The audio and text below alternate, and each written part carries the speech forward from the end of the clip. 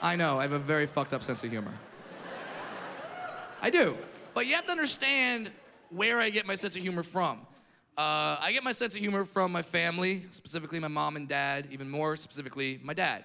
Now, my parents are not dwarves. What? I know.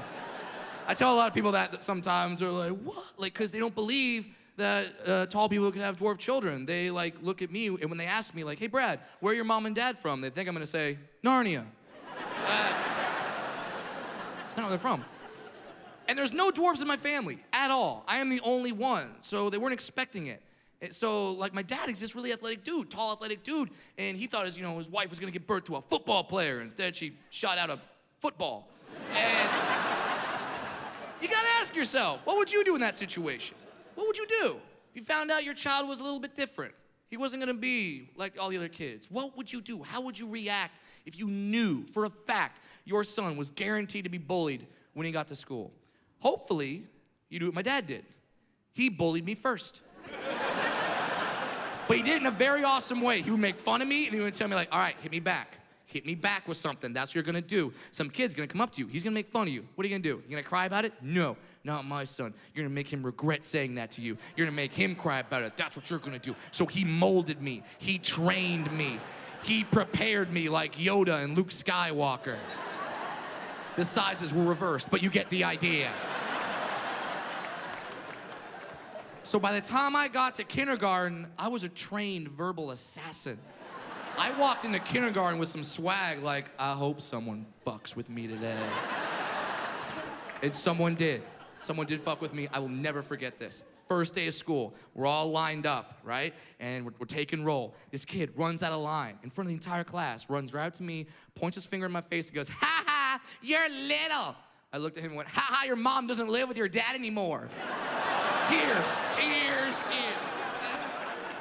I live in California. I had a 50-50 shot at getting that one right.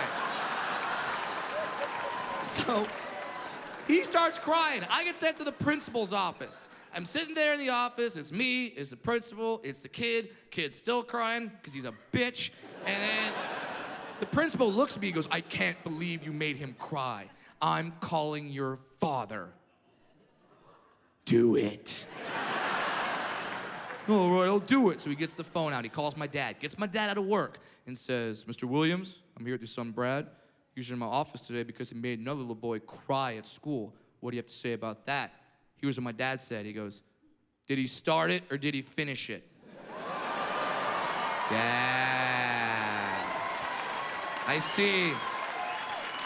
I see the old school parents clapping right now because you know what that means. Some of the younger parents are like, what are you talking about?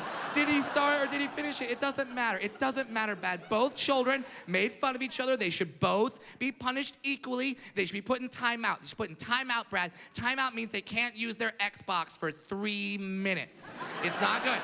They'll think about what they did, and then they'll be done, and they'll want to learn something, and they'll want to go outside. Now, before they go outside, though, it's very scary outside. So you want to dip your child in a big vat of Purell. Just dip them in that Purell. So there's no germs on them, but they could fall. So you want to be prepared for that. So you put a helmet on them. You put some wrist pads, some elbow pads, some knee pads, and then if they play competitive sports, even if they get last place, you can't hurt their self-esteem. So if they get last place, you give them a 3-foot-tall trophy, and at the bottom of it, it says, "You're special. Fuck you."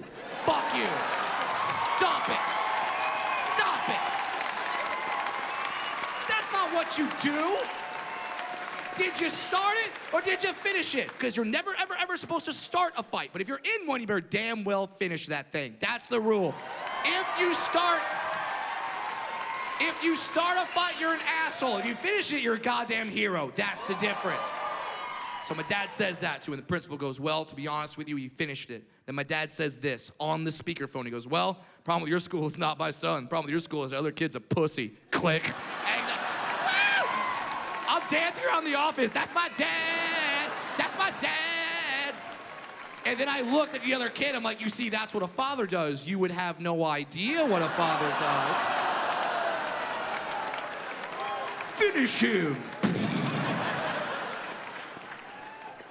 Dad was proud of me that day. I got Chuck E. Cheese that day. Awesome. Now, don't think that just because I had that moment that my parents' job was done. Because if you're a parent, you know.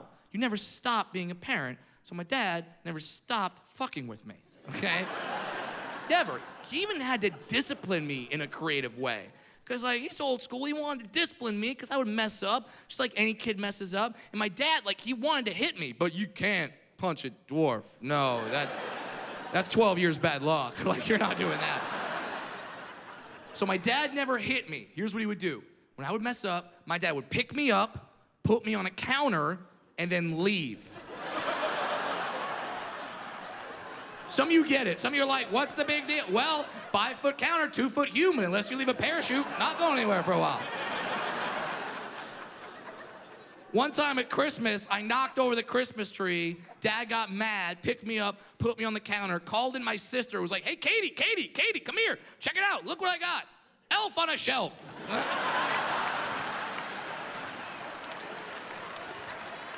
16th birthday. My dad wakes me up on my birthday. Happy birthday, son. I bought you a car. Yeah! I'll run downstairs, run to the kitchen, get to the garage, open it up. Fisher-Price Power Wheel sitting right there in the damn garage. Hey, I lived a block and a half away from school. I still drove that thing to school. I had the first electric car. I was a visionary. Now, I tell those stories about my father, and a lot of you have the appropriate reaction. You laugh. Some of you get that look, and I know that look. I say those stories, and you're like, oh, Brad, that's so sad. Your father made fun of you. What do you think that did to you, Brad? Made me a man. Shut the fuck up. Shut up. I thank God every day that my dad made fun of me. I'm so thankful that he put a little adversity in my life. That way, I knew how to conquer adversity later. You have to ask yourself one question. Who do you want your kid to be? Do you want your kid to be ready for the world that is or the world that should be? Now, in the world that should be, there should be no murder. There should be no ISIS. There should be no Justin Bieber. But that's not the world we live in. We live in a world where, unfortunately, all those things do exist. So, who do you want your kid to be? Do you want your kid to be the person that's never had anything go wrong for them ever? Smooth sailing the entire way? Never had anything wrong, never got hurt, never got a bruise, just run down the street every day, just sunshine and lollipops and... No, you don't want that kid. Because when something does happen to that kid, and it will, that kid's not gonna know what to do. People wanna protect their children from life. And to some extent, you have to do that, but you have to let a little in because you're never gonna be able to protect them forever. Life, ladies and gentlemen, has an undefeated record. No one has gone through this thing unscathed. No one. My family got ours about 2 years ago. 2 years ago, my dad came home and announced to the family that he had skin cancer. And we knew as a family, like, all right, we gotta deal with this. And we started dealing with it. And then when my dad had to have part of his face removed for plastic surgery and try to get that cancer off his face, that didn't work.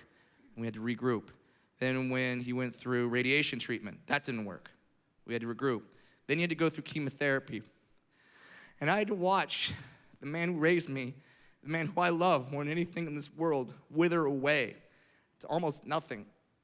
But I was never truly scared because my dad raised me to never fear anything in this world more than him. I knew nothing on this planet was scarier than my dad. Nothing is more powerful than my dad. I know this. My sister knows this. And now cancer knows it because he beat that son of a bitch.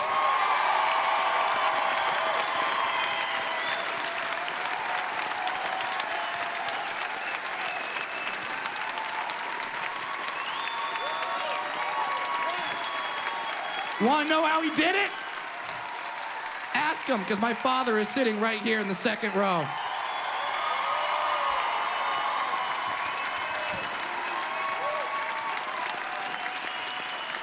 Thank you. Thank you for teaching me. Thank you for teaching me never to quit. Thank you for teaching me to be a man and hopefully be the man that you can be proud of. And now it is my dream, it is my goal to one day have a son. Don't get me wrong, he's gonna be taller than me. That scares the fuck out of me. But one day, I wanna have that moment with my son where we're arguing, just like any father and son does. And we're having that moment and we're arguing and we're getting pissed off. It happens in every household. It is my dream that one day my son will look down at me and get mad at me and pick me up and put me on a counter and be like, Grandpa taught me that one, bitch. Thank you guys very much for being a part of this. Thank you.